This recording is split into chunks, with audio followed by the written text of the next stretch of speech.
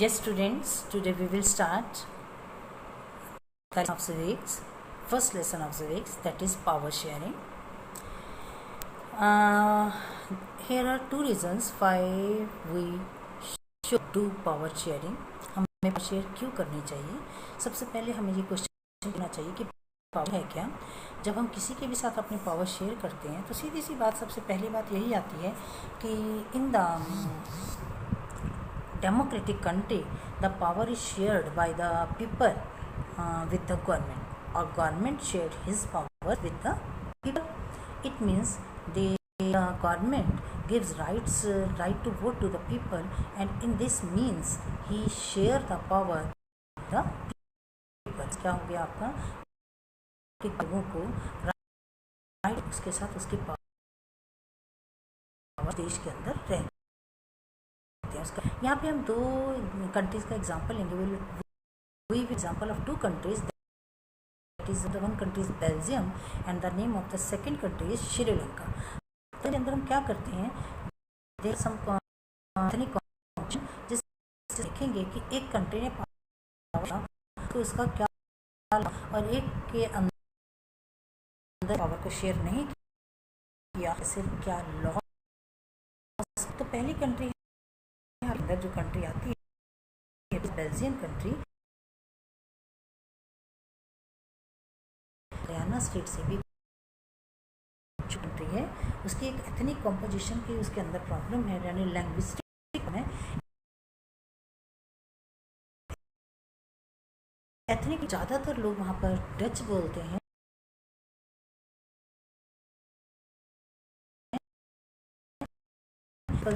They live in the French speaking people who lives in Wallonia region, and the percent. Is it clear to all of you? यानी Belgium के जो capital ब्रिसेल के अंदर majority किसकी है, French people की है, बल्कि क्या है वहाँ पर माइनॉरिटी है. इट मीन्स जब पीपल हैं वो डच स्पीकिंग है, क्या है आपकी, इट मीन्स इनकी लड़ाई है कि मेजॉरिटी अगर अपने हाथ रखती है तो अदर मेजॉरिटी डच स्पीकिंग की है, बट ब्रिसेल जो कि इनकी कैपिटल है वो फ्रेंच बेस पर यहाँ पर क्या नहीं हो सकता, रूल नहीं हो सकता. ऐसे में एथनिक कॉम्पोजिशन बना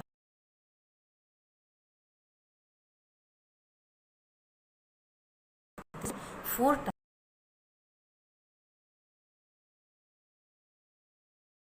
टाइम अकॉर्डिंगली इन्होंने इसके अंदर चार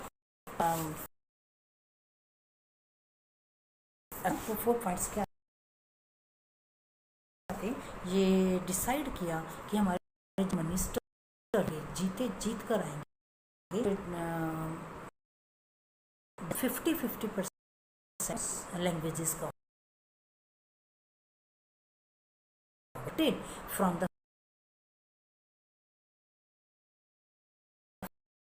फ्रेंच. इट मीन्स क्या हुआ, स्पीकिंग पीपल्स लगभग क्या होंगे आपके इक्वल पोजीशन पर होंगे. सेकेंड नंबर पर क्या होगा, प्लेंटी ऑफ पावर्स हैं, जो many powers of the central government है कम दी जाएंगी सेंट्रल गवर्नमेंट को, लेकिन ज़्यादा पावर्स, मैनी पावर्स किसको दी जाएंगे, स्टेट गवर्नमेंट को. स्टेट गवर्नमेंट को हम किस बेस पर बनाएंगे, थर्ड पॉइंट में आपको कम्युनिटी बेस्ड, यानी जिस एरिया में फ्रेंच स्पीकिंग पीपल ज़्यादा होंगे उस एरिया की बाउंड्री एक अलग अलग कर दी जाएंगे, और वहाँ अलग जगह कम्युनिटी के नाम पर, यानी फ्रेंच कम्युनिटी के लोग ही वहाँ पर, जैसे हमारे निकाय चुने जाते हैं, या यू कैन से कि ग्राम पंचायत होते हैं, या हमारे ये आगे आपकी ब्लॉक समितिस वगैरह बनती हैं. तो इस तरीके से वहाँ पर जो कम्युनिटी बेस पर छोटी छोटी गवर्नमेंट बना दी जाएंगी, और वो कम्युनिटी गवर्नमेंट अपनी कम्युनिटी के लोगों के फेवर में क्या अगेंस्ट में, यानी अगर वो कुछ गलत करते हैं तो उनके अगेंस्ट में क्या डिसीजन लेना है, और अगर की कुछ डिमांड्स हैं उन्हें कैसे कवर अप करना है, क्योंकि French speaking people French speaking government के मिनिस्टर्स को अपनी प्रॉब्लम को ज़्यादा इजीली क्लियरली बता पाएंगे, और वो लोग उनकी समझ भी पाएंगे और उसे सॉल्व भी कर पाएंगे. तो इट मीन्स क्या हुआ कि फ्रेंच स्पीकिंग पीपल और डच स्पीकिंग पीपल में अपनी अपनी कम्युनिटी जब गवर्नमेंट होगी तो नेचुरली वो अपने एरिया को ज़्यादा अच्छा रिफॉर्म कर पाएंगे. ठीक है।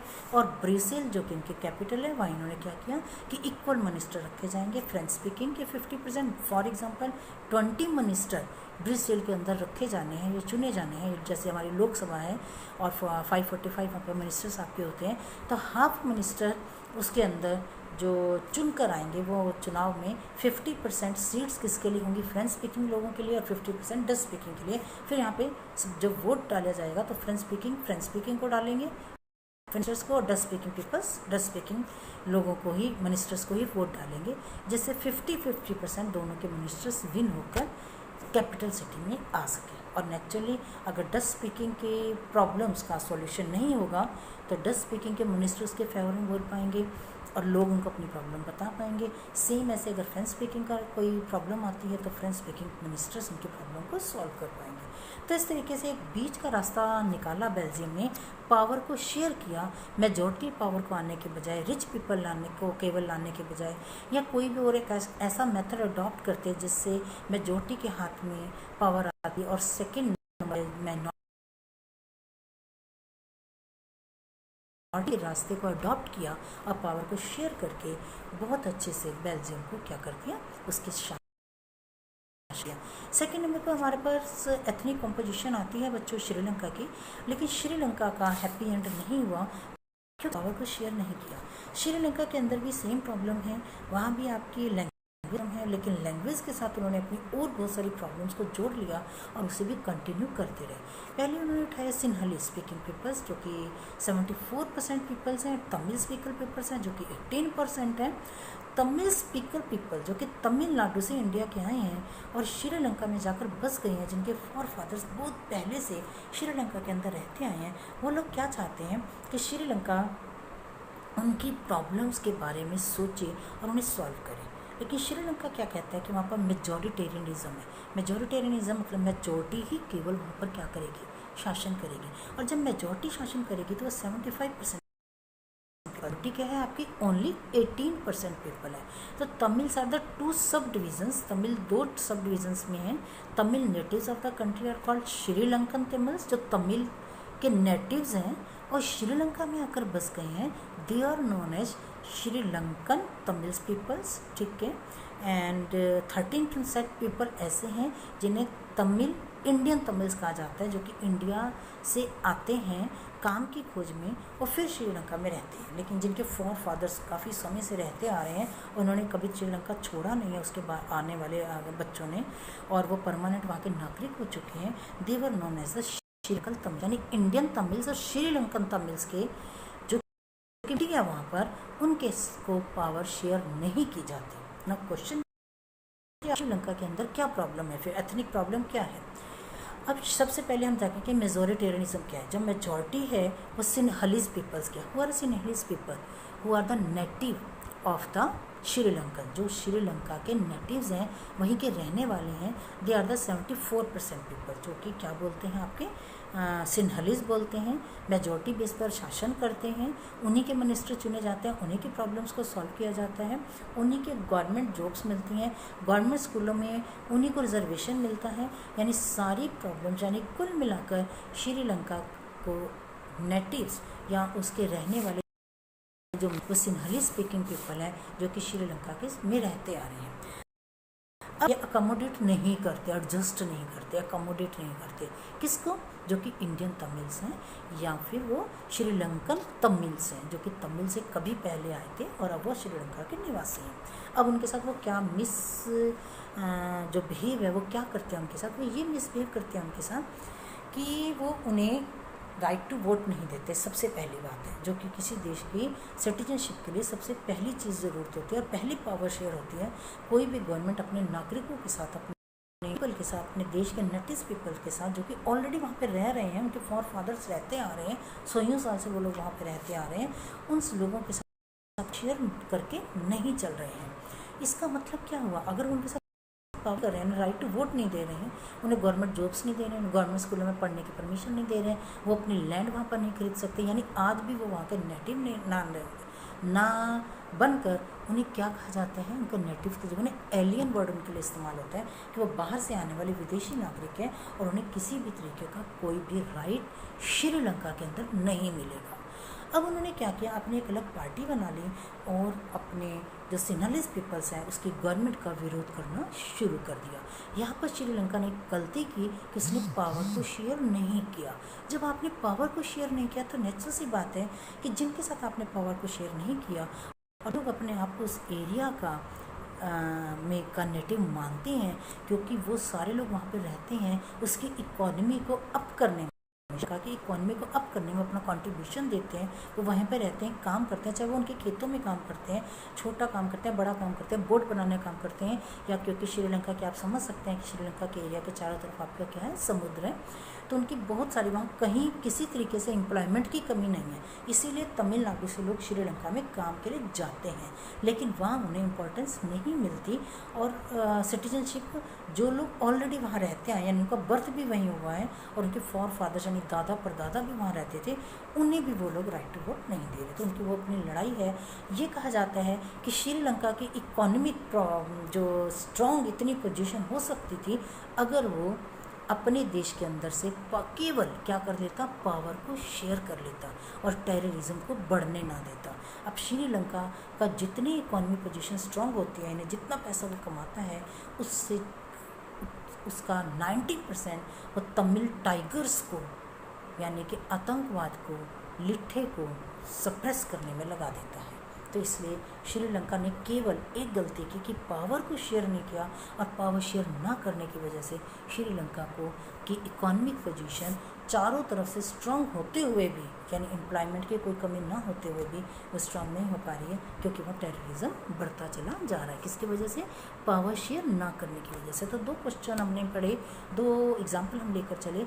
द फर्स्ट एग्जाम्पल वॉज कि ये एक देश ने, बेल्जियम ने पावर को शेयर किया और अपने देश की प्रॉब्लम को सॉल्व कर लिया। दूसरा श्रीलंका, जिसने अपने पावर शेयर नहीं की और अपने देश की प्रॉब्लम को सॉल्व नहीं कर पाया और वहाँ उसने आतंकवाद बढ़ा दिया।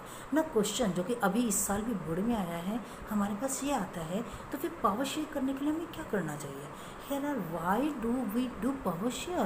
Why power sharing is desirable? There are 2 reasons for desirable the power sharing. The first reason is moral reason and the second reason is prudential reason.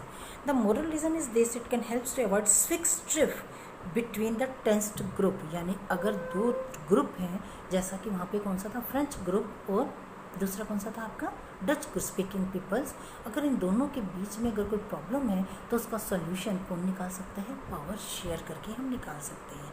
तो पावर शेयर एक ऐसा अरेंजमेंट होता है जो कि देश की यूनिटी को बनाए रखता है। तो इसलिए वी कैन से कि डिफरेंट सोशल ग्रुप्स के कॉन्फ्लिक्ट्स को, लड़ाई को, झगड़े को कम करने के लिए हमें पावर शेयर करना चाहिए। यह एक बौद्धिक प्रूडेंशियल मतलब बुद्धि के स्तर पर लिया गया हर देश के द्वारा एक गुड डिसीजन माना जाएगा।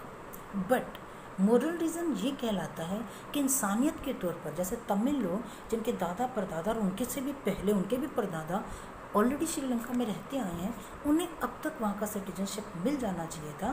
सिटीजनशिप का अपना एक टारगेट होता है, अपना एक नॉर्म होता है, अपने रूल होता है कि 5 साल अगर आप लगातार एक देश में रहते हैं या वहाँ रह के पढ़ते हैं या वहाँ रह के जॉब करते हैं तो आपको सिटीजनशिप मिल जाता है। ठीक है, उसके यहाँ पहला सिटीजनशिप छोड़ते हैं, दूसरा लेते हैं, तो इधर से आपको इंडिया का सिटीजनशिप आपको ऑटोमेटिक, कि आप पिछले 10-12-8-10 सालों से वहाँ रह नहीं रहे हैं और नए देश का आपको इट मीन्स आप इस देश के, इस अर्थ के नागरिक ही नहीं है, आप कहीं भी सिटीजनशिप नहीं मिला है जब आपको।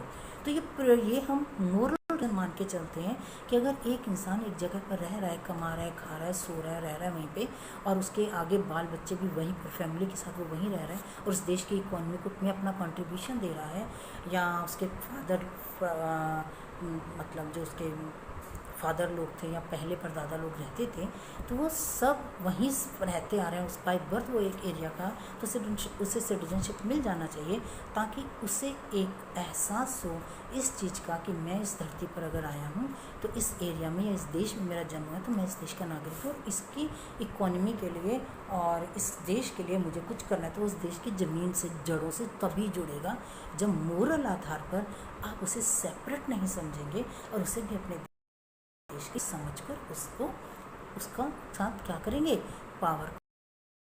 तो बच्चे यहाँ पर हमारे पास 2 बातें आ गई हैं बहुत ही क्लियर। पहली है हमारे पास कि हमें चाहिए।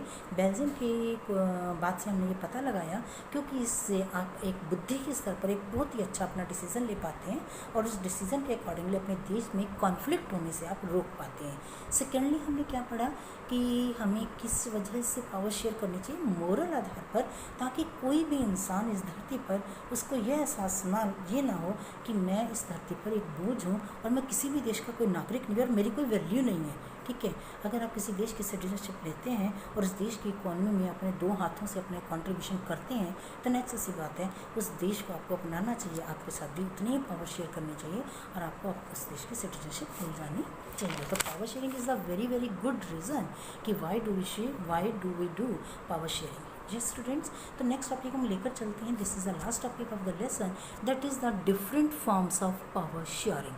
Here are so many forms of power sharing. First of all the power horizontal and vertical. You know the horizontal line, math में पढ़ते हैं। हॉरिजेंटल में पहला आपका आता है लेजिस्लेचर, सेकंड एग्जीक्यूटिव और तीसरा आता है जुडिशरी। 3 स्तर पर हम पावर को देश के अंदर शेयर करते हैं। कोई भी गवर्नमेंट अपने कंट्री के अंदर 3 लेवल हॉरिजेंटल लेवल पर पावर को शेयर करती है, क्योंकि एक पर्सन लेजिस्लेचर है, जो लेजिस्लेटिव बॉडी है वो लॉ बना रही है, एग्जीक्यूटिव बॉडी उसे एग्जीक्यूट कर रही है, और जुडिशरी लेजिस्लेचर और एग्जीक्यूटिव बॉडी के बीच में अगर किसी भी तरह की कोई प्रॉब्लम आती है तो वो उसे सॉल्व कर रही है। It means legislature, executive and judiciary तीनों ऑर्गन एक दूसरे से एक लाइन में हॉरिजॉन्टल लाइन में जुड़े हैं, तीनों एक दूसरे पर डिपेंड हैं, और सबसे बड़ी बात तीनों इंडिपेंडेंट भी हैं, यानी independently also they are all are doing work there work and side by side they are doing work with federal. वो एक फेडरल बनाकर यानी संघ बनाकर भी काम कर रहे हैं और पावर को शेयर करके भी काम कर रहे हैं, सेपरेटली इंडिपेंडेंटली भी वर्क कर रहे हैं। तो नेचुरली उस देश का काम ज़्यादा स्मूथली और अच्छा हो पाएगा जो अपने वर्क क्या कर देता है, डिस्ट्रीब्यूशन कर देता है। देखो बच्चों, ये बहुत अच्छा एग्जाम्पल ले सकते हैं। मैनेजमेंट अपनी पावर को प्रिंसिपल मैम के साथ शेयर करती है।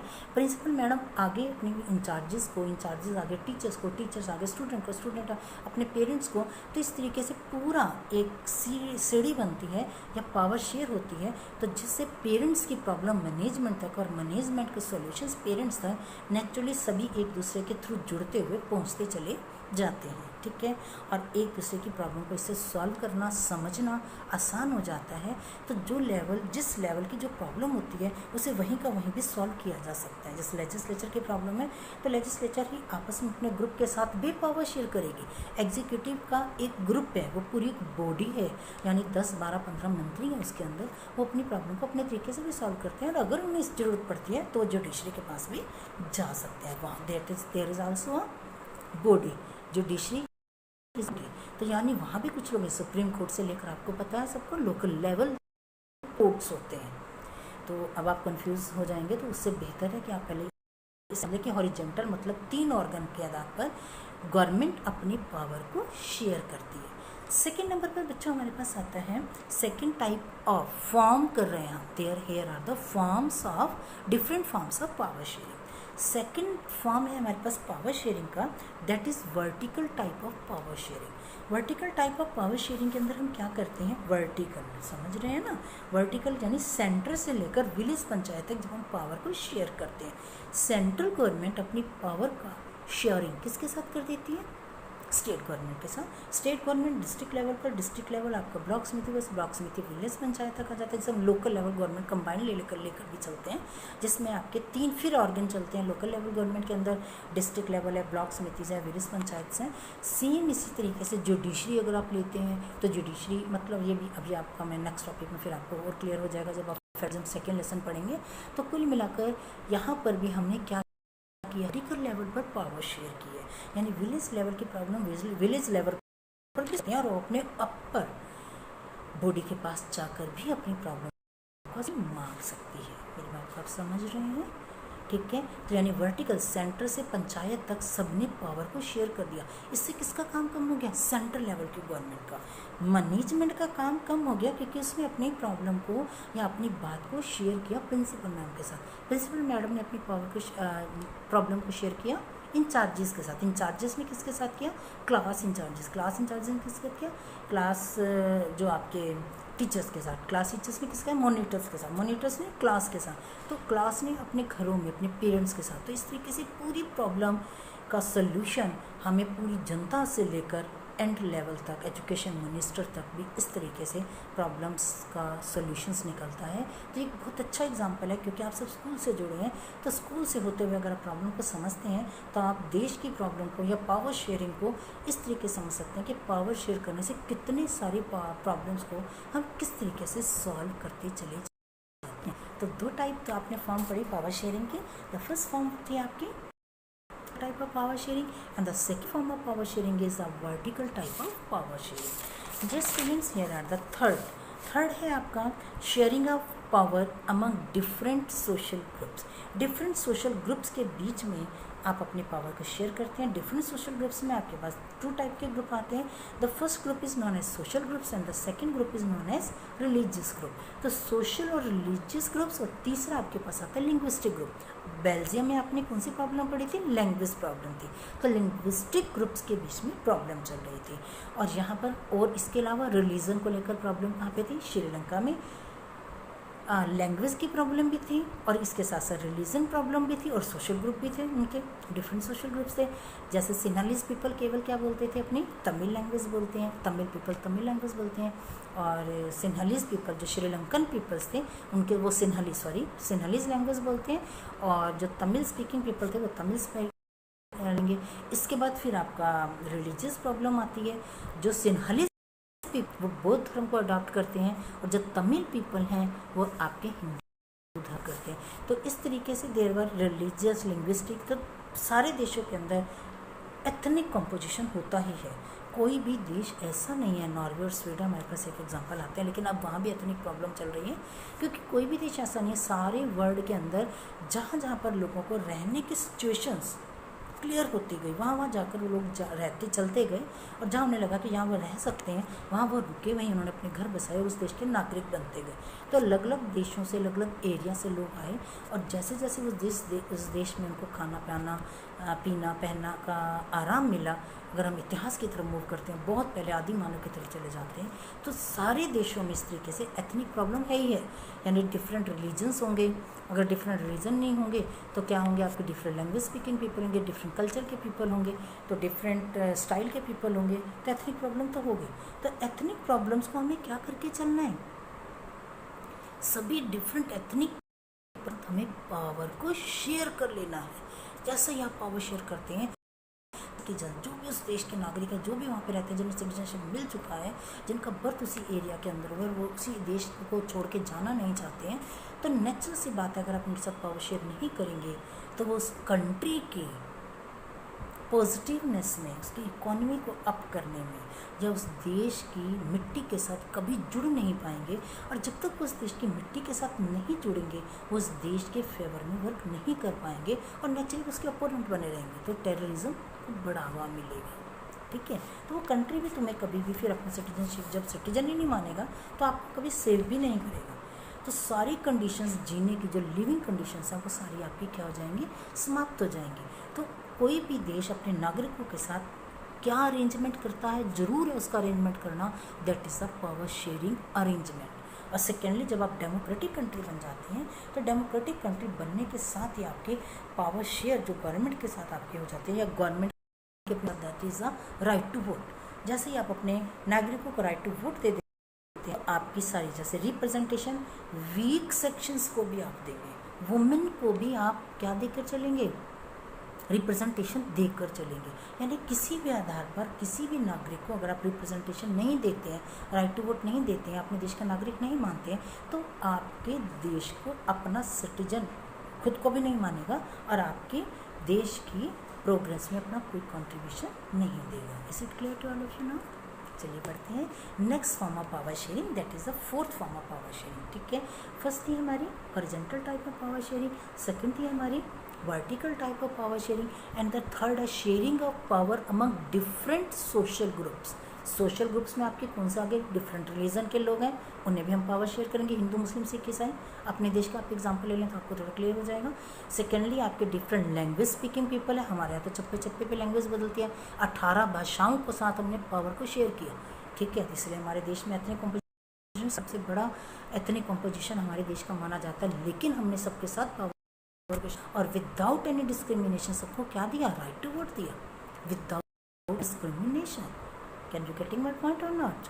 चलिए, तो कुल मिलाकर power sharing different social group के साथ जब आप पावर शेयर कर लेते हैं तो आपको डाइवर्स ग्रुप भी अपने देश के साथ जुड़े हुए महसूस होते हैं और कहीं से कहीं तक आपको उसकी प्रॉब्लम नहीं आती। Is it clear to all of you? Next बच्चों, फोर्थ पॉइंट हमारे पास आता है power sharing in different political parties, pressure groups and movements.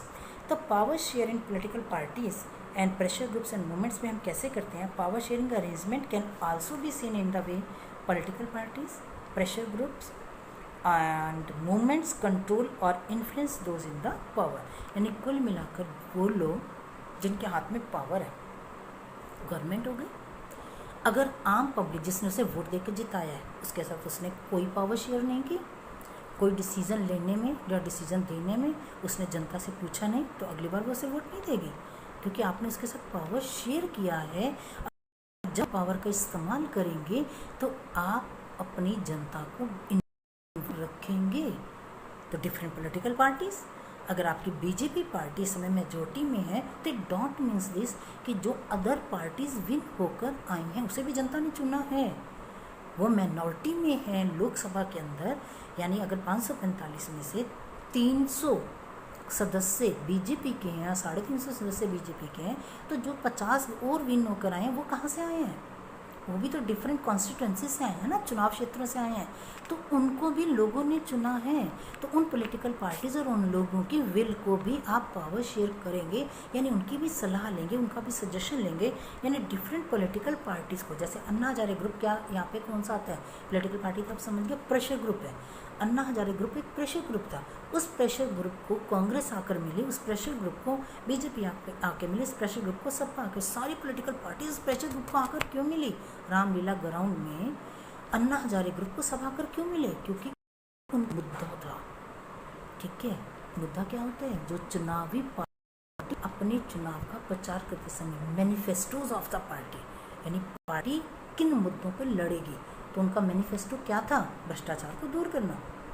तो नेक्स्ट चुनाव में, नेक्स्ट इलेक्शन में ऑल पॉलिटिकल पार्टीज ने प्रेशर ग्रुप से क्या उठाया कि हम भ्रष्टाचार को रिमूव करेंगे, वी रिमूव द करप्शन। तो ये कहाँ से आया हमारे पास? प्रेशर ग्रुप से। प्रेशर ग्रुप कौन है? जिसके साथ हमने पावर शेयर की। अगर हमने पावर शेयर ना की होती, उस प्रेशर ग्रुप को बोलने का मौका ही ना दिया होता, वह कभी अपनी इतने सारे लोगों तक ये बात ही ना पहुंचती कि करप्शन, जब इतनी दुनिया करप्शन दूर करना चाहती है, तो पॉलिटिकल पार्टी के पास कहीं से मैनिफेस्टो ही नहीं आता। उसे ये वो किस पे चलती रहती है? 2 मैनिफेस्टो थे सारी पार्टीज़ के, बेरोजगारी दूर करेंगे, पॉवर्टी दूर करेंगे, बेरोजगारी दूर करेंगे, पॉवर्टी दूर करेंगे। अब तीसरा मैनिफेस्टो उनके पास कहाँ से आया? प्रेशर ग्रुप से। क्या आया? क्योंकि उनके साथ पावर शेयर थी, क्योंकि हमने हर कंट्री के, हर नागरिक के साथ, हर सिटीजन के साथ पावर शेयर की। किस लिए की? ताकि जनता के दिमाग में कि क्या प्रॉब्लम्स हैं, जब तक उन्हें अपनी बात को रखने का, अपनी बात को कहने का, अपनी प्रॉब्लम को कहने का मौका नहीं दिया जाएगा, तब तक हमें नहीं पता चलेगा कि हमने देश को रिफॉर्म क्या करना है, देश के क्या मुद्दे, जनता क्या चाहती है, जनता की क्या प्रॉब्लम चल रही है, कौन सी प्रॉब्लम दूर होने पर जनता को अच्छा लगेगा और जिससे जनता उस पार्टी के फेवर में आ जाएगी। तो ये सारी बातें हमें कहाँ से पता चलती हैं? जब हम आम नागरिकों के साथ पावर को शेयर करते हैं, यानी पूरे देश को वन यूनिटी बनाकर चलते हैं, वननेस के साथ चलते हैं, प्रूडेंशियल और मोरल आधार पर किसी को अपने से अलग नहीं समझते हैं। 20% अगर अनटचेबल्स हैं, अगर हम उन्हें अपने साथ लेकर ना चलते तो हम नेशनलिज्म यानी लड़ाई को जीत ना पाते कभी भी। कौन सी लड़ाई को? इंडिपेंडेंस की लड़ाई को। तो students, guys, you can understand very well कि इंटरेस्ट ग्रुप, क्या इंटरेस्ट है उनका। जैसे स्टूडेंट यूनियन होती है, किसान सभा होती है, या आपके टीचर्स यूनियन होती है, इनकी क्या इंटरेस्ट है, क्या चाहती है ये, यहाँ से पॉलिटिकल पार्टी मुद्दे, मैनिफेस्टेशंस इनका यहाँ से बनते हैं। ठीक है, तो कुल मिलाकर गवर्नमेंट कोई बनती है तो किसके आधार पर लेती है? उस प्रेशर ग्रुप के आधार पर, उन पॉलिटिकल पार्टीज़ के आधार पर जो जनता के कॉन्टैक्ट में डायरेक्ट होते हैं। तो वहाँ से आप मुद्दे उठाते हैं और देश को मैनिफेस्टोज देते हैं और फिर जो मैनिफेस्टो में आप प्रोमिसेस करते हैं, अगर आप विन होते हैं तो आप उन प्रोमिसेस को कंप्लीट करते हैं, कवर अप करते हैं, जिससे जनता नेक्स्ट टाइम आपको फिर वोटिंग करती है। तो यानी सारा सिस्टम ही टोटल हर देश का किस बेस पर चलता है? पावर शेयर के बेस पर। तो गाइस इट्स ओके। नाउ आपका पावर शेयरिंग लेसन यहाँ पे कंप्लीट होता है। मैंने आपको ऑलरेडी नोट्स भेजे हुए हैं सभी ग्रुप्स पर, सभी सेक्शंस में 10th स्टैंडर्ड को। और अगर किसी को नोट्स की शेयर करने की ज़रूरत है तो मैं अपने नोट्स आपके फिर से एक बार शेयर कर सकती हूँ, नहीं तो आप अपने स्कूल के बाकी बच्चों के कॉन्टैक्ट में रहें जिनके पास नोट्स जा चुके हैं। लगभग सभी स्टूडेंट्स के पास मेरे नोट्स पहुँच चुके हैं। और आप NCERT को फॉलो करें, NCERT भी ज़रूर देखें, वर्ड टू वर्ड पढ़ें। और विशेषकर एक्चुअली जो साइड में आपकी ग्लोसरी दी रहती है और बैक एक्सरसाइज ज़रूर एक बार खुद सेल्फ करें, ताकि आप लोगों को भी अगर जहाँ पर भी आए टॉपिक में समझने में, जब वर्ड टू वर्ड आप पढ़ेंगे और बैक एक्सरसाइज आप करेंगे तो आपको अपने अंडरस्टैंडिंग बेस का भी क्या पता चलेगा, और आपको पता चलेगा कि कहाँ पर आपको कौन सा टॉपिक अंडरस्टैंड नहीं हुआ है। ओके बच्चों, good day to you, thank you.